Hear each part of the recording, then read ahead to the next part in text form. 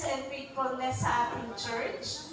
And significantly, ito po number 5 po, ang meaning nito sa Bible is God's grace and goodness.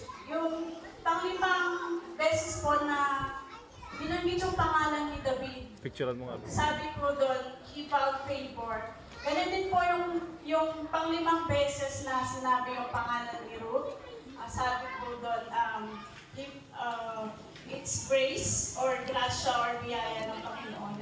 Ngayon po, na sinicelebrate natin yung 5 years ng kabutihan at katapatan ni Lord sa ating buhay. Alalahanin po natin yung kanyang pagmamahal, yung kanyang kabutihan sa atin, na sa kanyang kabutihan at pagmamahal po, binigay niya po yung kanyang bugtong na anak na si Jesus upang tayo po ay maligtas.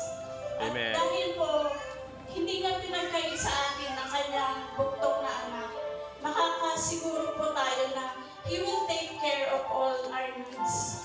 Kung yung salvation po na napakalaking bagay, na pinaka-importanting bagay, He took care of it. How much more po yung ating finances na compare po sa salvation, it is a small thing kay God. And dahil po dun sa pagmamahal ni Lord na nasa puso natin, ito po yung magpumotivate sa atin to give more, to give. Sabi nga po, we can give without loving, but we cannot love without giving. Ang kingdom of God po is all about love. And dahil po doon,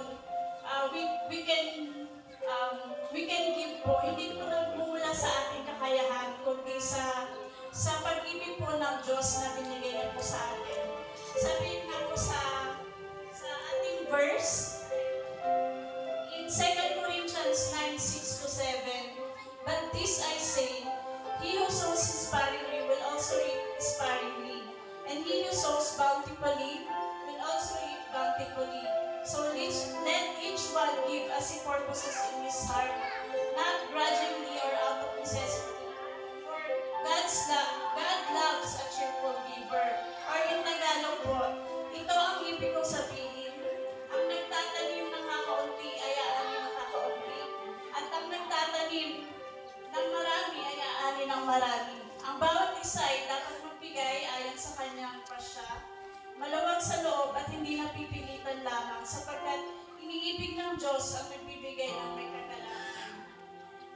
Sabi po dito na magbigay tayo ng naayon sa ating pasya, maluwag sa loob at hindi napipilitan lamang.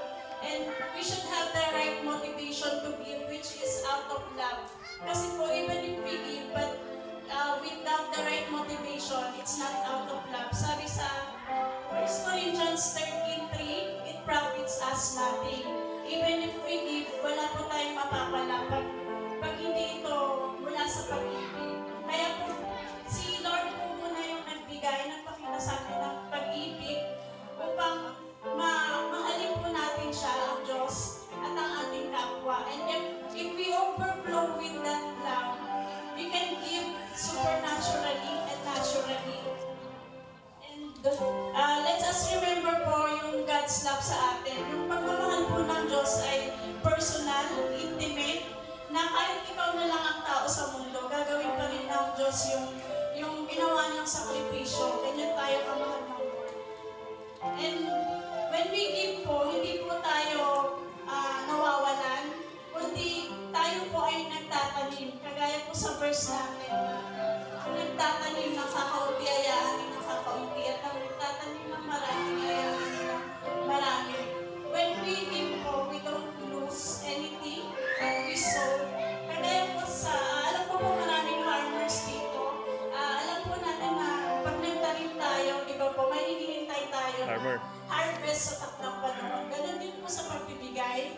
Ganun yung heart ni Lord sa atin na gusto po niya ma-experience natin yung blessing niya, and gusto niya po i-trust niya tayo sa lahat ng bagay, maging sa ating finances, na when we trust Him and we believe His word about giving, na it's more blessed to give than to receive. At pag nagbigay po tayo ng buong puso, ibibigay niya po ito ng siksik, digdig at umaapaw. Sinabi niya po yun sa kanyang salita at hindi niya po ito pwedeng i-violate. Kaya po, pag nagbigay po tayo ng buong puso, panigurado po yan, ibabalik po niya. Hindi po tayo nawawala. And i-share ko lang po yung testimony ko about sa giving.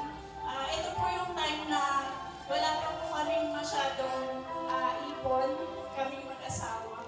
But God impressed in my heart to give a certain amount. So nangusap po si Lord na may amount po na ibibigay sa church. And that time po, malaki po siya sa amin.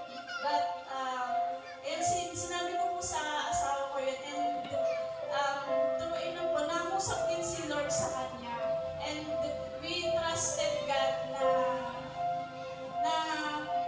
we will never outgive Him. Kung ano man po yung binigay namin, He will give, ibabalik po niya. Although hindi naman po yun yung motivation namin, but we just want to obey. We just want to trust God sa plano niya. And nung after a week po nang nagbigay po kami, parang minention po ni Pastora Sara, hindi ko po alam kung natatandaan niya po ito, na yung saktong amount po na binigay po namin, yun po yung kailangan ng church.